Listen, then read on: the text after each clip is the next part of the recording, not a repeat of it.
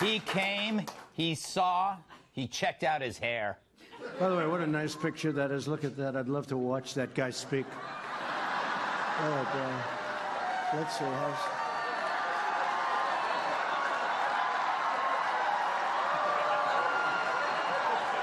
I try like hell to hide that bald spot, folks. I work harder.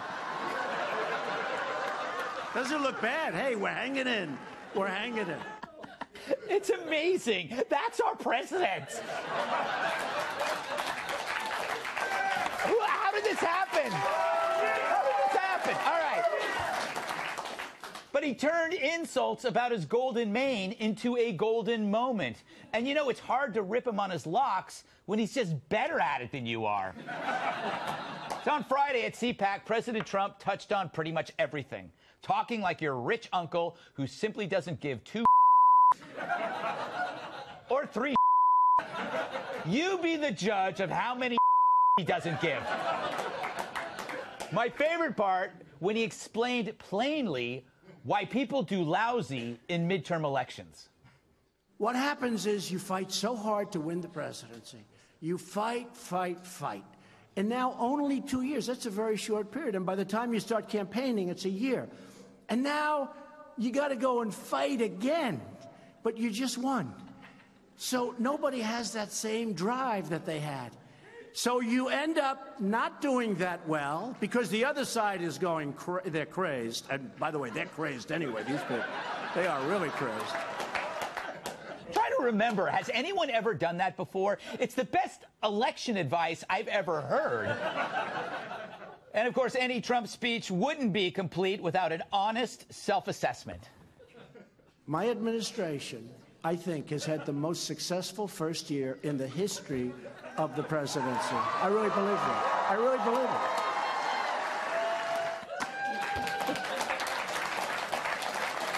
it. You know, always point to a guy in the audience after you make a good point. People love it. About as much as they love digs at the media and, of course, you know who. We have a very crooked media. We had a crooked candidate, too, by the way. But we have a very crooked media. All right. And just to make sure no one felt left out, Trump made sure to call out walking driftwood sculpture, John Kerry. If somebody said death to America while I'm signing an agreement and I'm president, I immediately say, what's going on here, folks? I'm not signing. What's going on? They just kept going. Kerry may be the worst negotiator I've ever seen. The worst. Everything's the worst. Or a disgrace. Finally, if there was any doubt about the border wall, he got right to the point. Don't worry, you're getting the wall. Don't worry, okay? I heard some. You know, if Donald Trump is Van Halen, then Build the Wall is his Hot for Teacher. But you got to ask yourself, why is this so entertaining and so refreshing? I mean, sure, it's totally populist, filled with red meat galore, with obvious go-to applause lines for a ready-made audience. But there's more to it than that. Trump's good at taking slings and arrows directed at him and then turning them into armor. And in a world where the left is heading straight into the humorless void of identity politics, where all jokes go to die, we have a guy charging in the opposite direction into the other world known as fun. He's also an historical first. I call it an entertainer-in-chief. He wanted two things in life: to host a TV show where he could talk about stuff, but also be president. At 71, he managed to combine both. No wonder he's having a ball. And that's my final point. He is having a ball. And maybe so should you. For now.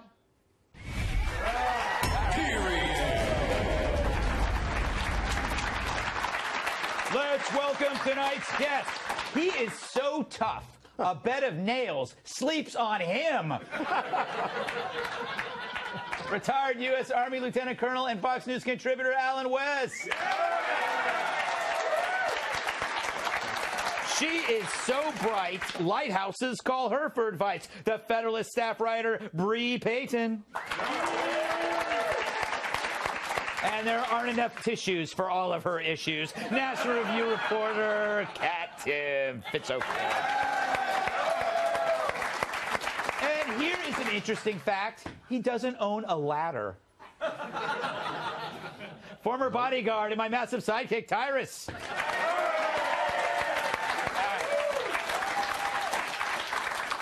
Colonel West, what impressed you most about his CPAC speech? Any highlights for you? Well, yeah, I think the most important thing, if you've ever read Saul Alinsky's Rules for Radicals, and he always talks about how you can use ridicule against your political opposition. And you're absolutely right. This guy, no matter what you throw at him, he takes it and turns it back against them. And they're completely frustrated, as if there's nothing that we can say or do that gets under this guy's skin. Mm-hmm. And so when you look at a person that understands entertainment, he is his best public relations firm, and I think he just had fun at CPAC. He went out there and he told his story. Yes, he did have fun. But, you know, Bree, Colonel West makes a good point about, like, it's always the left that's kind of, like, able to insult. And finally we have, like, you know, Triumph the insult dog as president. Yeah, you're exactly right. I think my favorite, speaking of insults, I think my favorite part was when he called the Democrats out for hating freedom. And I think if there's anything we could learn from the past 8 years, it's that they do that. Or as soon as they get in power, I mean, right now in San Francisco, which is a super leftist commie city. I mean, I'm from California. I know how it is over there, right? Right. And they're going after a crisis pregnancy center because their website ends up on Google at times when they don't like. Right. Okay. So this is the kind of thing we're dealing with. Yeah. And he's calling them out for that. And, you know, I think if the shoe fits, wear it. It's obvious that Democrats want us all to be miserable, and he's just speaking the truth. Yeah, he just doesn't care, Kat, about any. He even said before he did that snake poem that I know that you loved, that he says, I know people aren't going to like this, but I don't care if they don't like it. You know, I believe that he could be very sloppy when things he says. But if he's right on a big thing, we forgive him for kind of the sloppy language at times. First of all, let me let you on a little inside joke. Greg said, know that I love because I don't love the poem. But I already know that he doesn't care what I think. So. Yes. I painted you into a corner. Right, absolutely. This was just a classic Trump to the base speech. Right. It had everything. It had the wall. He managed to throw in a crooked Hillary there, pretty much. Yes, that took some talent. Yes. Talking about immigration, talking about the economy, and then of course doing the thing where he stops and leans to the side and waits for people to clap for him. Yeah. Which I don't see. I did it and it didn't work for me. So I have to. Well, it did, but he's able to do it. Sometimes he just starts clapping for himself, too. I'm doing it right now, and it doesn't work for me either. So he's really good at getting applause, and that's one thing that I really envy about him, whether or not he has a bald spot. Yes. You know, Tyrus, I bet he wishes he could do that every week. He seems to enjoy it, be his thing. But he does do that every week. Yeah. And I think that's the part that the super left and the CNN building has got to have a late night meetings. Like, what do we got? He cheats on his wife. He's a Russian spy. None of that works. He doesn't care. He eats at McDonald's and he doesn't care. Did he eat a baby? Can we see if he ate a baby? And he probably would say it was the best baby I ever had. And those of us who haven't had a baby should really try it.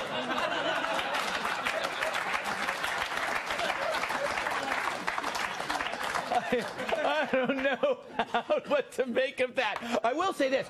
What you're talking about, the fact that he doesn't care, it makes it harder for comedians to even deal with him because it doesn't bother. It might have bothered him before. You know, you've been in that. I've been in that relationship where she don't care anymore, and you try to say things to hurt her feelings, and she don't care. That hurt when you sit there, like when she gets home and tell her, "You're always late. You're irresponsible," and she goes, But I try to. Now it hurts me because it devalues my fight. Yeah, see? Okay. Yeah. You got to throw it back on him. Well, he is the first entertainer in chief. It's an interesting thing. You know, that the ability to combine two life wishes into one thing is pretty amazing. Well, the interesting thing is that, you know, you have normally had the typical Republican president or whatever that comes out and talks about all these policy things. The debt sucks. Yeah. Deficits suck. And everyone just sitting there, I can't connect. I don't get it. But this guy, he brings people in because they find it funny. They find it engaging. And you know what? They're getting money in their pockets, too, on top of that. Yeah. It's a win-win situation. That's and true. then you trot out someone like a Keith Ellison or Nancy Pelosi or all those CNN folks, and they're Debbie Downers, man. Yeah. I mean, that's what you see. Yeah. All right.